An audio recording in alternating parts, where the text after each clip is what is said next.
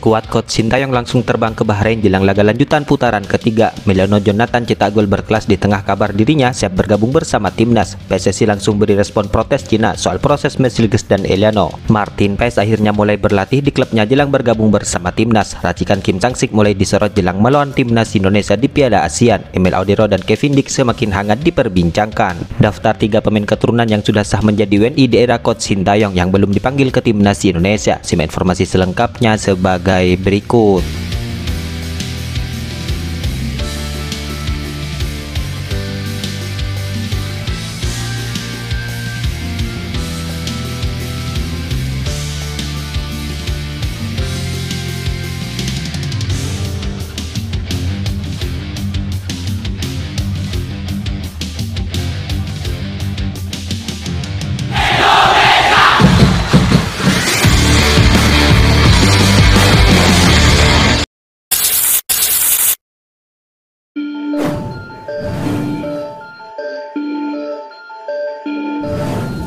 Sampai saat ini, coach Sintayong masih belum memanggil sejumlah pemain keturunan yang sebetulnya telah resmi berstatus sebagai warga negara Indonesia. Setidaknya ada 2 pemain yang telah resmi menjadi WNI di era kepelatihan coach Sintayong, akan tetapi masih belum mendapatkan panggilan untuk menjajal kemampuannya bersama tim senior. Ada pula pemain yang sebetulnya pernah menjadi amunisi andalan coach Sintayong, akan tetapi akhirnya harus tersingkir dari skuad Garuda karena konflik berkepanjangan. Berikut Speed Eleven mencoba menyajikan deretan pemain keturunan era coach Sintayong yang belum dipanggil ke timnas Indonesia menjelang duel melawan Bahrain dan Cina di putaran ketiga ini.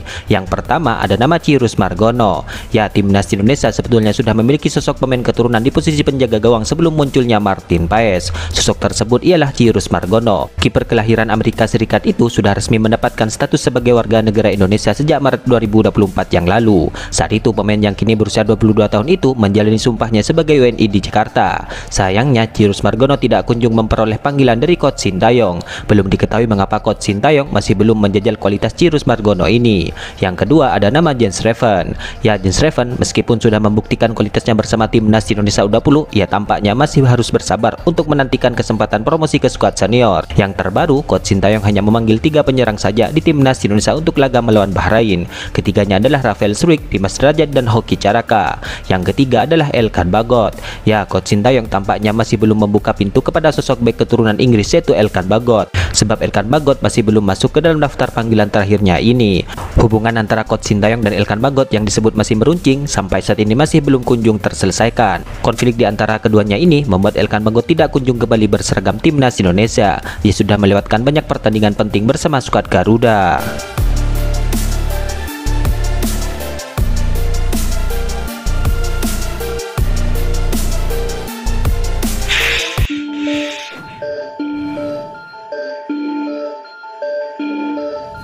Kiper timnas Indonesia yaitu Martin Paes kini sudah kembali berlatih bersama FC Dallas jelang memperkuat timnas Indonesia di putaran ketiga ini.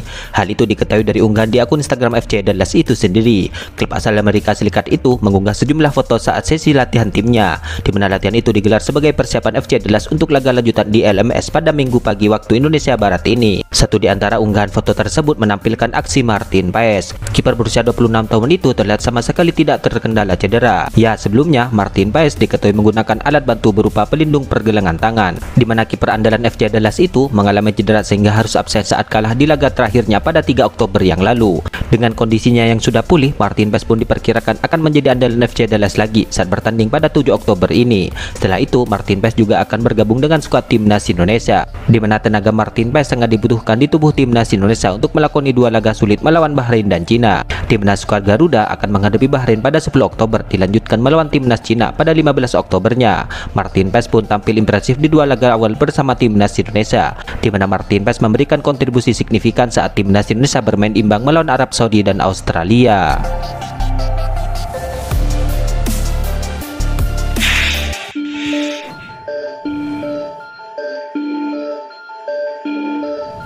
Timnas Indonesia akan segera bertolak ke Bahrain untuk menjalani matchday ketiga kualifikasi Piala Dunia 2026 ini.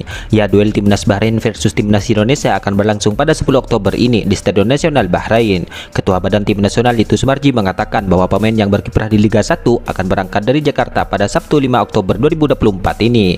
Kita akan berkumpul hari Sabtu tanggal 5 Oktober. Setelah makan malam, kita akan langsung ke Bandara Soekarno-Hatta. Kita akan langsung terbang ke Bahrain. Jadi tidak ada latihan terlebih dahulu di Jakarta, kata Sumarji.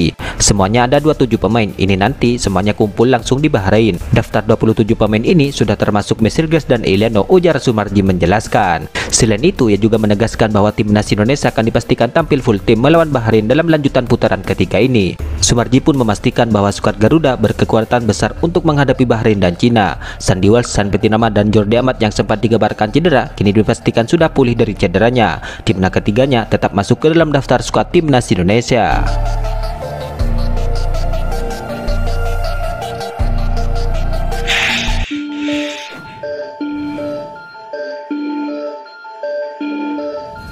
Anggota Komite Eksekutif PSSI yaitu Arya Sinulinga kini berpesan kepada pendukung Timnas Indonesia agar tidak panik. Arya meminta agar pecinta sepak bola tanah air justru bersatu saat ada beberapa pihak yang ingin memecah belah konsentrasi Timnas Indonesia. Ya, sebelumnya media Cina yaitu 163.com menyebutkan bahwa proses kedua pemain Timnas Indonesia, Mesilges dan Eliano tidak sah. Bahkan dalam artikel tersebut media Cina itu mengkritik keras proses Mesilges dan Eliano yang disebut-sebut tidak sesuai prosedur. Hal itu didasari dari pengambilan sumpah kedua pemain tersebut. Diketahui Mesilges dan Eliano menjalani pengambilan sumpah WNI-nya pada 30 September yang lalu. Yang menjalani pengambilan sumpahnya itu di Brussels, Belgia, karena Mesilges dan Eliano memiliki jadwal yang padat. Dalam hal ini, pengambilan sumpah di luar negeri itu pun menjadi sorotan media Cina dan mengatakan akan melaporkan hal itu ke AFC. Hal itu akan dilaporkan ke AFC apabila Mesilges dan Eliano nantinya dimainkan dalam laga Timnas Indonesia melawan Timnas Cina. Media Cina tersebut menyebutkan bahwa Federasi Sepak Bola Cina bisa mengajukan banding ke AFC karena alasan proses Mesilges dan Eliano tidak sah menurut mereka. Laporan tersebut pun menjadi perbincangan hangat pecinta sepak bola tanah air. Ya, walaupun begitu, terkait proses kedua pemain ini sudah dapat dipastikan tetap sah meskipun dilakukan di luar Indonesia.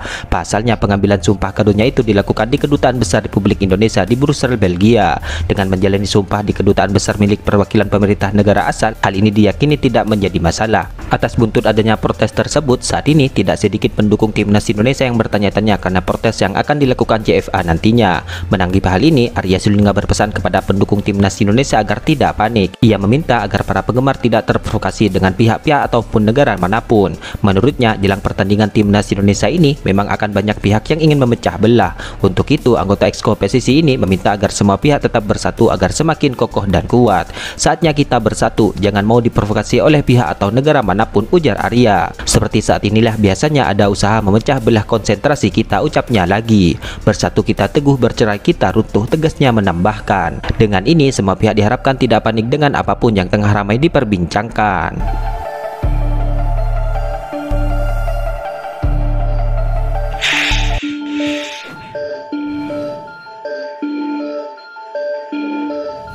Media Vietnam kini mulai ragu ke tim nasional mereka apakah mampu meraih kemenangan saat nanti melawan Timnas Indonesia di saat Kim Sang-sik masih menggonta-ganti pemainnya. Dengan pergantian kartu yang memusingkan, akankah Kim Sang-sik menemukan cara untuk mengalahkan Thailand dan Indonesia, tulis So HVN.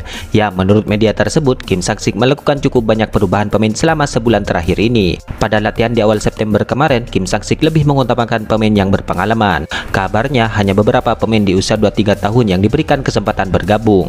Dengan target jangka pendek, pelatih akan fokus pada tujuan jangka pendek. Oleh karena itu, pemain berpengalaman akan lebih bermanfaat saat ini, kata Kim Sang-sik awal September yang lalu. Namun kemudian, Kim Sang-sik justru melakukan perubahan drastis secara cepat. Di mana sebanyak 10 dari total 27 pemain yang dipanggil berusia 23 tahun. 7 diantaranya memenuhi syarat untuk tampil di kualifikasi Piala Asia U23 dan SEA Games 2025. Jumlah pemain yang berusia di atas 30 tahun hanya 5 orang. Ya, dari 4 pertemuan terakhir, Timnas Vietnam diketiga kali menelan kekalahan dari Indonesia. Seluruh hasil minor itu terjadi di saat Timnas Vietnam ditangani oleh Philippe Tausir. Saat ini Timnas Vietnam tengah menyiapkan tim terbaik jelang Piala ASEAN 2024 ini. Indonesia sendiri kemungkinan akan menurunkan skuad U23 di turnamen antar negara ASEAN itu.